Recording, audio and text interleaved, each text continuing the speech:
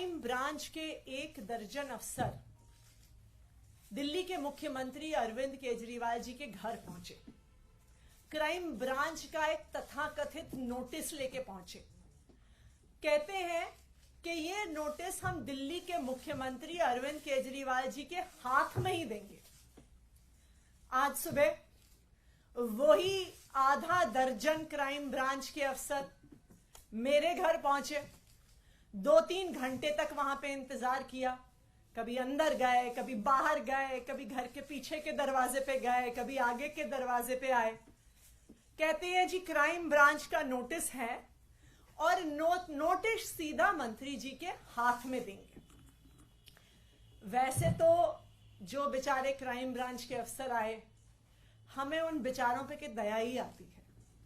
दया इसलिए आती है कि जब पुलिस में आए होंगे, प्रमोशन के बाद इंस्पेक्टर बने होंगे, एसीपी बने होंगे, तो तब सोचा होगा कि पुलिस में आके देश की सेवा करेंगे। तब सोचा होगा महिलाओं की सुरक्षा करेंगे। तब सोचा होगा देशवासियों के लिए कुछ करेंगे। लेकिन आज उन बेचारों को टीवी की एक प्राइम टाइम नौटंकी बना के छोड़ दिया है उनके राजनीतिक आकाओं ने। जब वो बेचारे दिल्ली पुलिस वाले, क्राइम ब्रांच वाले बार बार कहते हैं, कल जैस्मिन जी की उनसे सीएम रेजिडेंस के सामने कुछ बातचीत हुई नोटिस को लेके, तो कहते हैं नहीं नहीं नहीं नहीं नहीं, हम मीडिया के सामने नहीं बात कर सकते, हम मीडिया के सामने नहीं बात कर सकते, अंदर आओ, हम मीडिया के सामने नहीं बात कर सकते। तो पूरे दिल्ली में, पूरे देश में क्या मैसेज जाता है? मैसेज जाता है कि दिल्ली पुलिस वाले डरपोक हैं, दिल्ली पुलिस वाले कायर हैं। ये कितने दुख की बात है कि दिल्ली पुलिस के जाबाज सिपाहियों की इमेज आज एक डरपोक इंसान, एक कायर की कर दी गई है, जो मीडिया के सामने बातचीत भी नहीं कर सकता। आप ये सोचिए कि दिल्ली के क्रिमिनल्स क्या सोचेंगे कि भाई इन दिल्ली पुलिस वालों से डरना जो 2-4 कैमरामैन से डरते हैं। एनीवे, तो कल आए क्राइम ब्रांच वाले। क्राइम ब्रांच वाले 3-4 घंटे की इस नौटंकी के बाद मुख्यमंत्री अरविंद केजरीवाल जी को एक नोटिस देके गए। आज सुबह भी मेरे घर आकर भी 2-3 घंटे की नौटंकी के बाद एक ये नोटिस देके गए। अब ये नोटिस भी मजेदार है।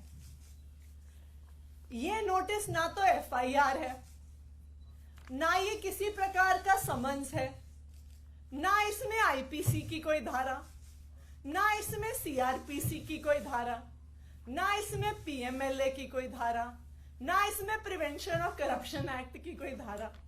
तो कुल मिला के क्राइम ब्रांच 48 घंटे की नौटंकी के बाद मुख्यमंत्री अरविंद केजरीवाल जी और मुझे एक चिट्ठी देके चला गया है, जो वो कह रहे थे कि हम हाथ में ही देंगे। इतनी महत्वपूर्ण चिट्ठी है।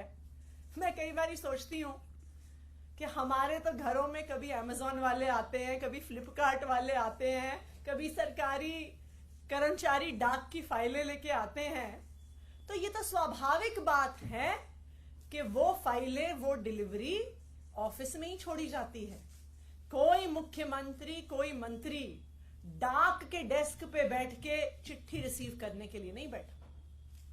लेकिन जो कल हुआ वो उन पुलिस वालों की गलती नहीं है, उनके राजनीतिक आका हैं जो हमसे कुछ सवाल पूछना चाहते हैं। तो वो हमसे पूछना चाहते हैं कि आखिरकार किसने आम आदमी पार्टी के विधायकों को ऑफर दिया। तो मैं दिल्ली पुलिस के राजनीतिक आकाओं को बताना चाहती हूं कि आपको इतनी नौटंकी करने की जरूरत ही नहीं थी। मैं आज प्रेस कॉन्फ्रेंस करके उन सवालों का जवाब दूंगी कि आखिरकार किसने आम आदमी पार्टी के विधायकों को करोड़ों रुपए के ऑफर दिए। वही लोग हैं जिन्होंने 2016 में उत्तराखंड में 9 कांग्रेस के विधायकों को कांग्रेस से तोड़कर बीजेपी में शामिल किया था, जिन लोगों ने उन 9 कांग्रेस के विधायकों को तोड़ा था, उन्होंने ही आम आदमी पार्टी के विधायकों को संपर्क किया। गोवा 2019 जुलाई, जब 14 एमएलए कांग्रेस पार्टी के 17 उनके टोटल विधायक जीत के आए थे, उनके 14 एमएलए कांग्रेस छोड़ के भारतीय जनता पार्टी में चले गए। जो लोग उन 17 कांग्रेस के विधायकों के पास गए थे, वही लोग आम आदमी पार्टी के विधायकों के पास आए। कर्नाटका 2019, मई 2018 में कांग्रेस और जेडीएस की सरकार बनी। एचडी कुमारस्वामी मुख्यमंत्री बने।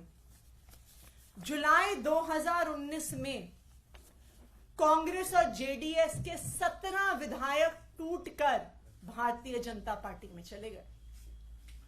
जो लोग उन 17 कांग्रेस और जेडीएस के विधायकों को पैसा ऑफर करने आए थे, धमकियां देने आए थे, वही आम आदमी पार्टी के विधायकों के पास आए।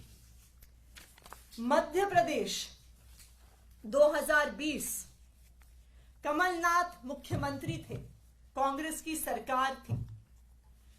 22 कांग्रेस के विधायक कांग्रेस छोड़कर, टूटकर भारतीय जनता पार्टी में शामिल हो गए।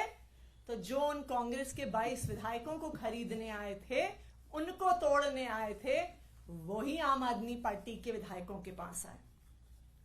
और लेटेस्ट, जो अभी कुछ ही दिन पहले पूरे देश ने देखा, महाराष्ट्र में नवंबर 2019 में उद्धव ठाकरे महाराष्ट्र के मुख्यमंत्री बने। लेकिन 21 जून 2022 को शिवसेना के नेता एकनाथ शिंदे 11 विधायकों के साथ बंबई से सूरत चले गए और शिवसेना छोड़कर भारतीय जनता पार्टी के साथ मिलकर उन्होंने सरकार बना ली। तो जो लोग एकनाथ शिंदे के साथ साथ 11 विधायकों को तोड़ने आए थे, वही लोग आम आदमी पार्टी के विधायकों को तोड़ने आए। और जो तेलंगाना में हुआ, जो एक स्टिंग के माध्यम से हमने देखा कि कुछ लोग विधायकों को तोड़ने के लिए करोड़ों रुपए कैश लेके घूम रहे थे, वही लोग आम आदमी पार्टी के विधायकों से संपर्क कर रहे हैं। तो मैं क्राइम ब्रांच के राजनीतिक आकाओं को बताना चाहती हूं कि आपको भी पता है कि कौन वो लोग हैं जो पिछले 7-8 साल से एक एक करके ऑपोजिशन की सारी सरकारों को तोड़ रहे हैं। और वही लोग हैं जो आज आम आदमी पार्टी के एमएलए से संपर्क कर रहे हैं।